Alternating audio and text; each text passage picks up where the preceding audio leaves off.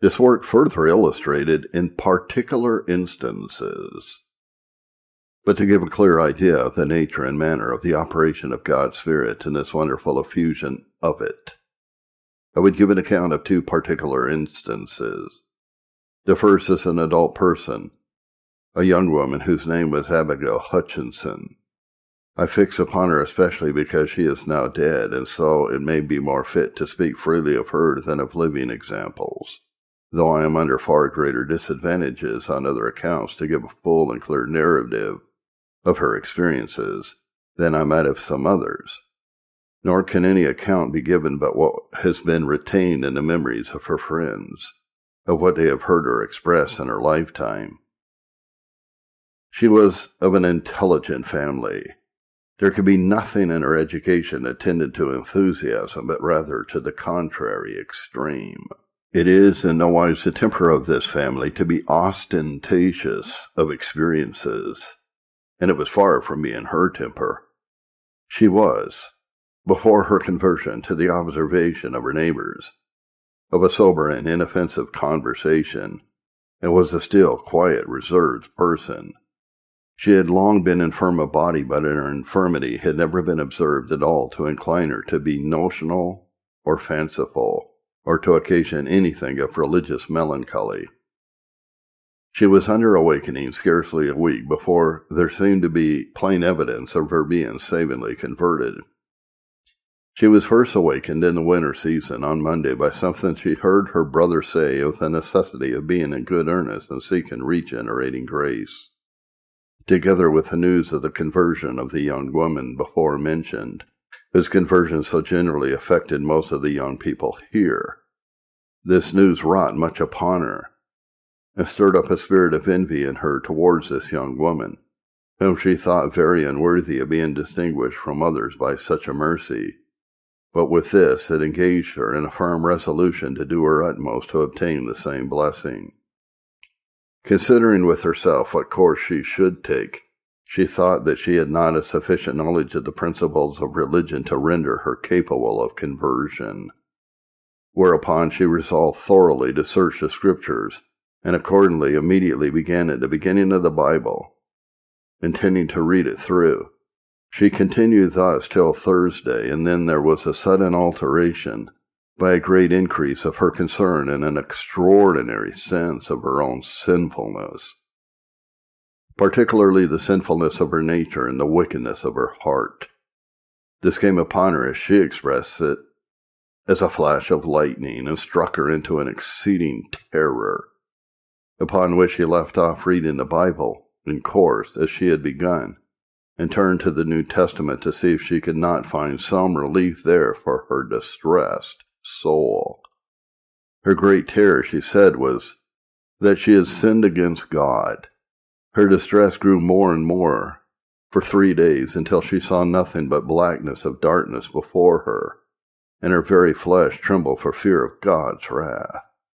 She wondered and was astonished at herself that she had been so concerned for her body, and had applied so often to physicians to heal that, and had neglected her soul. Her sinfulness appeared with a very awful aspect to her, especially in 3 things, namely, her original sin, and her sin in murmuring at God's providence, and the weakness and affliction she had been under, and in lack of duty to parents, though others had looked upon her to excel in dutifulness. On Saturday she was so earnestly engaged in reading the Bible and other books that she continued in it, searching for something to relieve her, till her eyes were so dim that she could not know the letters. While she was thus engaged in reading prayer and other religious exercises, she thought of those words of Christ in which he warns us not to be as the heathen, that think they shall be heard for their much speaking, which, she said, led her to see that she had trusted to her own prayers and religious performances, and now she was put to a nonplus, and knew not which way to turn herself, or where to seek relief. While her mind was in this posture, her heart, she says, seemed to fly to the minister for refuge, hoping that he could give her some relief.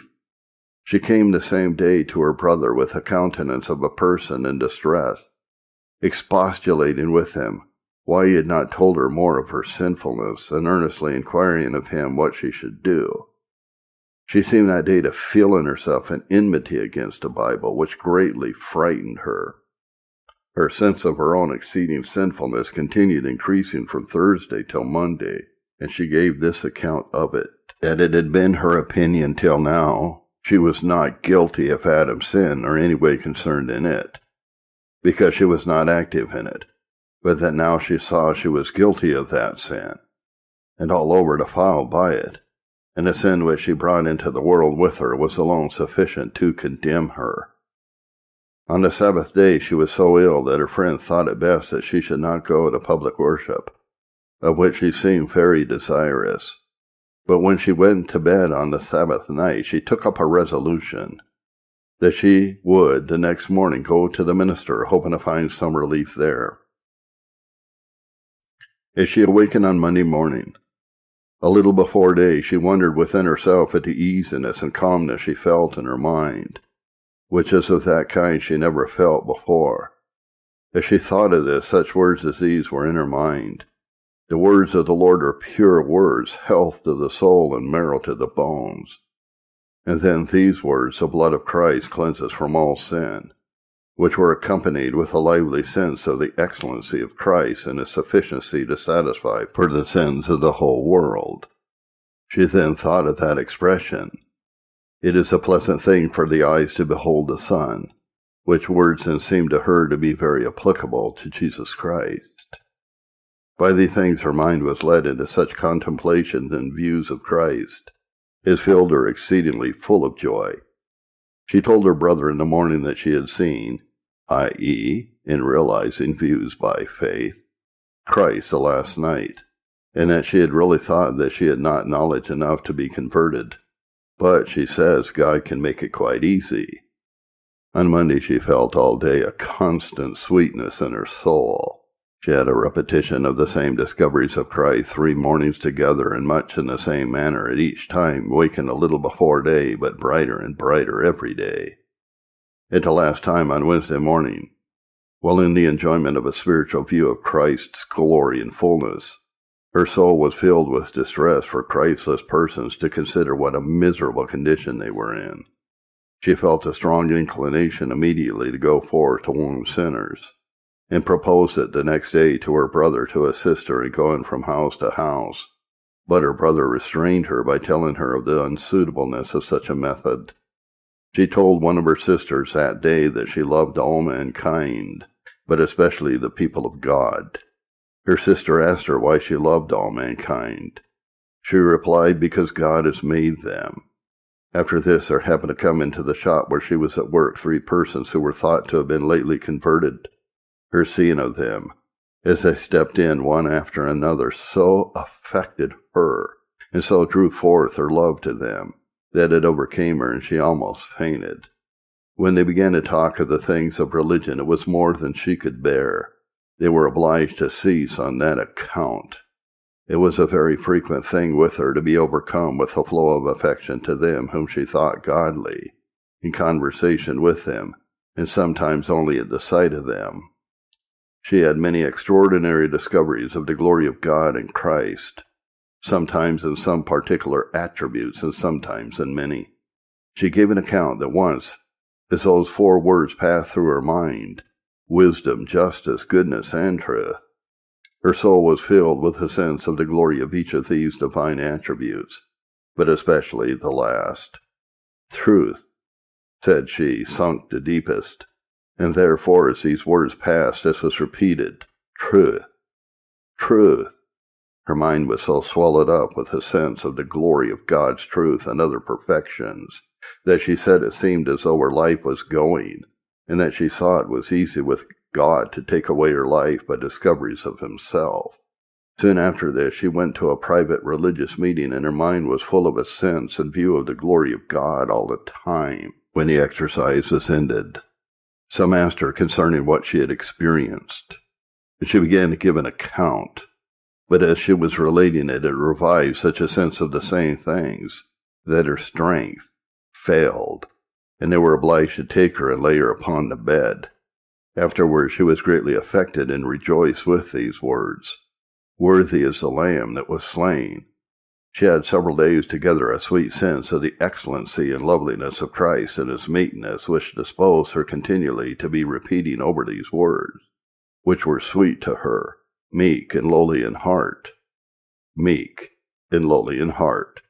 She once expressed herself to one of her sisters to this purpose, that she had continued whole days and whole nights in a constant ravishing view of the glory of God and Christ, having enjoyed as much as her life could bear. Once, as her brother was speaking of the dying love of Christ, she told him she had such a sense of it, that the mere mentioning of it was ready to overcome her. Once when she came to me, she said that at such and such a time she thought she saw as much of God, and had as much joy and pleasure as was possible in this life, and that yet, afterwards, God discovered himself far more abundantly. She saw the same things as before, yet more clearly and in a far more excellent and delightful manner, and was filled with a more exceeding sweetness. She likewise gave me such an account of the sense she once had from day to day of the glory of Christ and of God and his various attributes, that it seemed to me she dwelt for days together in a kind of beatific vision of God, and seemed to have, as I thought, as immediate a fellowship with him as a child with a father.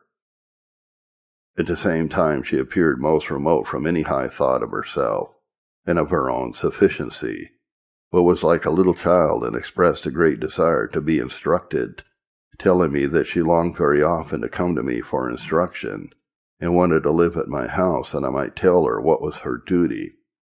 She often expressed a sense of the glory of God appearing in the trees, the growth of the fields, and other works of God's hands. She told her sister, who lived near the heart of the town, that she once thought it a pleasant thing to live in the middle of the town. But now, says she, I think it much more pleasant to sit and see the wind blowing the trees, and to behold in the country what God has made. She had sometimes the powerful breathings of the Spirit of God on her soul, while reading the Scripture, and would express her sense of the certain truth and divinity of it. She sometimes would appear with a pleasant smile on her countenance, and once when her sister took notice of it, and asked why she smiled, she replied, I am brimful of a sweet feeling within. She often used to express how good and sweet it was to lie low before God, and the lower, she says, the better, and that it was a pleasant thing to think of lying in the dust all the days of her life, mourning for sin. She was wont to manifest a great sense of her own meanness and dependence. She often expressed an exceeding compassion and pitiful love which she found in her heart towards persons in a Christless condition. This was sometimes so strong that as she was passing by such in the streets, or those that she feared were such, she would be overcome by the sight of them. She once said that she longed to have the whole world saved. She wanted, as it were, to pull them all to her. She could not bear to have one lost. She had great longings to die, that she might be with Christ, which increased until she thought she did not know how to be patient to wait till God's time. But once when she felt those longings, she thought with herself, if I long to die, why do I go to physicians? Whence she concluded that her longings for death were not well regulated. After this she often put it to herself which she should choose, whether to live or to die, to be sick or to be well, and she found she could not tell. Till at last she found herself disposed to say these words, I am quite willing to live, and quite willing to die, quite willing to be sick, and quite willing to be well, and quite willing for anything that God will bring upon me. And then, said she, I felt myself perfectly easy in a full submission to the will of God. She then lamented much that she had been so eager in her longings for death, as it argued lack of such a resignation to God as ought to be.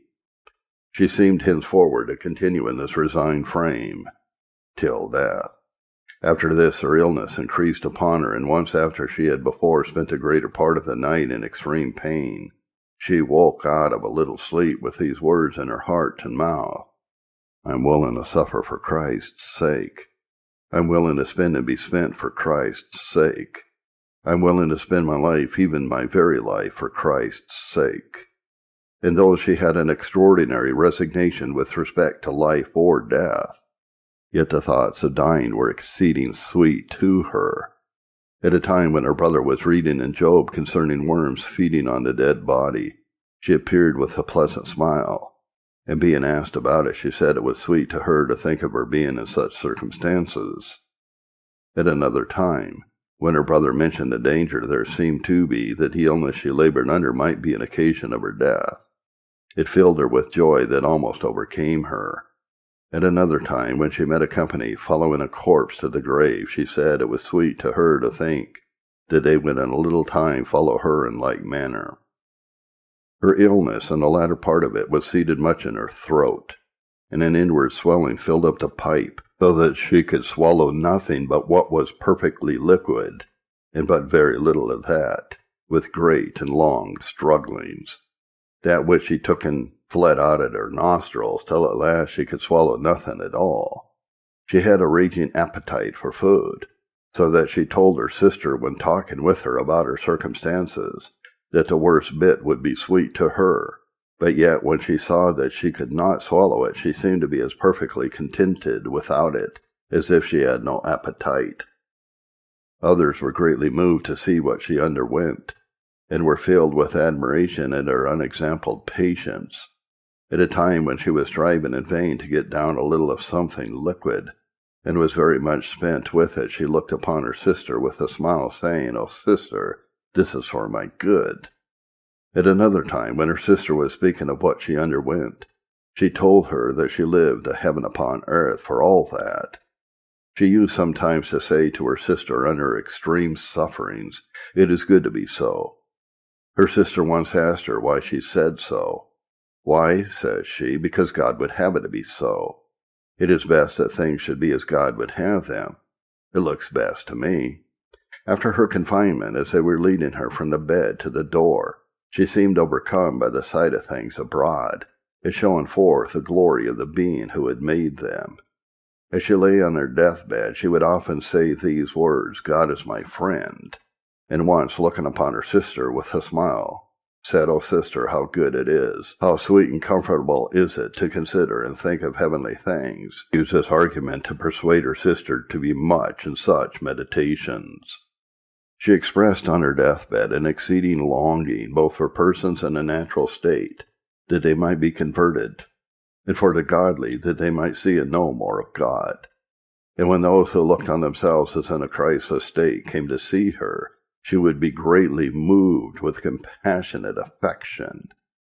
One in particular, who seemed to be in great distress about the state of her soul, and had come to see her from time to time, she desired her sister to persuade her not to come any more, because the sight of her so wrought on her compassions that it overcame her nature. The same week that she died, when she was in distressing circumstances as to her body, some of her neighbors who came to see her asked if she was willing to die. She replied that she was quite willing either to live or die. She was willing to be in pain. She was willing to be so always as she was then, if that was the will of God. She willed what God willed. She asked her whether she was willing to die that night. She answered yes, if it be God's will, and seemed to speak all with that perfect composure of spirit, and with such a cheerful and pleasant countenance, that it filled them with admiration. She was very weak and considerable time before she died, having pined away with famine and thirst, so that her flesh seemed to be dried upon her bones, and therefore could say but little, and manifested her mind very much by signs. She said she had manner enough to fill up all her time with talk, if she had but strength. A few days before her death, some asked her whether she held her integrity still, whether she was not afraid of death. She answered to this purpose that she had not the least degree of fear of death. She asked her why she should be so confident. She answered, if I should say otherwise, I should speak contrary to what I know. There is, said she, indeed a dark entry that looks something dark, but on the other side there appears such a bright shining light that I cannot be afraid. She said not long before she died that she used to be afraid how she should grapple with death, But, says she, God has showed me that he can make it easy in great pain. Several days before she died, she could scarcely say anything but just yes and no to questions that were asked her, for she seemed to be dying for 3 days together. But she seemed to continue in an admirably sweet composure of soul without any interruption to the last, and died as a person that went to sleep, without any struggling, about noon on Friday, June 27th, 1735. She had long been infirm, and often had been exercised with great pain, but she died chiefly of famine. It was, doubtless, partly owing to her bodily weakness that her nature was so often overcome and ready to sink with gracious affection. But yet the truth was that she had more grace and greater discoveries of God and Christ than the present frail state did well consist with. She wanted to be where strong grace might have more liberty, and be without the clog of a weak body. There she longed to be, and there she doubtless now is. She was looked upon amongst us as a very eminent instance of Christian experience, but this is but a very broken and imperfect account I have given of her. Her eminency would much more appear if her experiences were fully related, as she was wont to express and manifest them while living. I once read this account to some of her pious neighbors who were acquainted with her, who said to this purpose that the picture fell much short of the life, particularly that it much failed of duly representing her humility, and that admirable lowliness of heart that at all times appeared in her. But there are, blessed be God, many living instances of such a like nature, and in some things no less extraordinary.